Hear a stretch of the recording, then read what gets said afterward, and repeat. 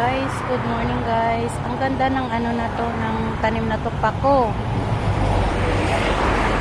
Mamumuti po tayo ng pako guys. Ito po ba ay makakain? Ito po ay mauulam?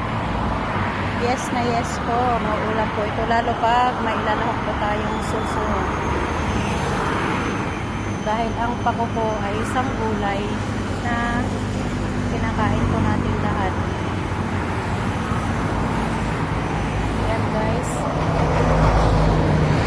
Ano po kayo ng pako? Magluluto po tayo ng pako. At para po tayo may gulay. Pero wala po ditong suso. Diyan lang po sa Pilipinas. Ito ay gugulayin na lang po natin. Diyan lang po sa Pilipinas may suso. Hindi pa ako nakakita dito eh. May palaka dito, walang suso. Nakain sila ng palaka. Tsaka ano, tsaka yung ahas. Pero yung ano yun, yung ahas na yun ay organic na ahas. Yung talagang kinakain nila. Lalo pag winter guys, ang ahas ay ano, yan ay ginagawa nilang soup para po uminit yung katawan nila. Nilalawak po nila sa taupo. Nakakain na ako guys nung nasa Hong Kong ako. Yun ang kinakain namin. Nagulat na lang ako. Sabi sa akin na yung kinakain mo at inihigop mo ay sabaw ng ano yan, ahas. Tapos yung palang fish meat na nakikita ko, yung pala yung ahas. Masarap din guys. Ang lasa niya po ay para siyang manok. Yan.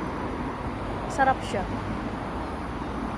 Talagang hindi mo din siya mapapansin na siya ay ano, ahas talaga. Ayan no guys, ang dami ditong pako. Ang kinukuha lang naman po natin ay yung murang pako, di ba? Yung mga ganyan, yung mga nakulot-kulot na ganyan. Yan po, pwede po ditong mamuti ng ano, ng pako.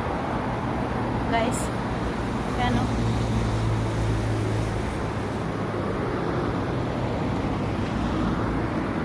Pako.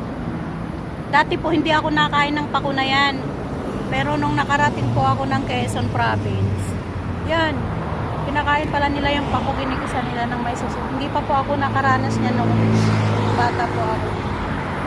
Yun, doon ko lang po natikman talaga. Masarap din po pala. Masarap din po pala ang pako. Guys, yan, ang dami po dito oh. Nagkakalat lang po siya.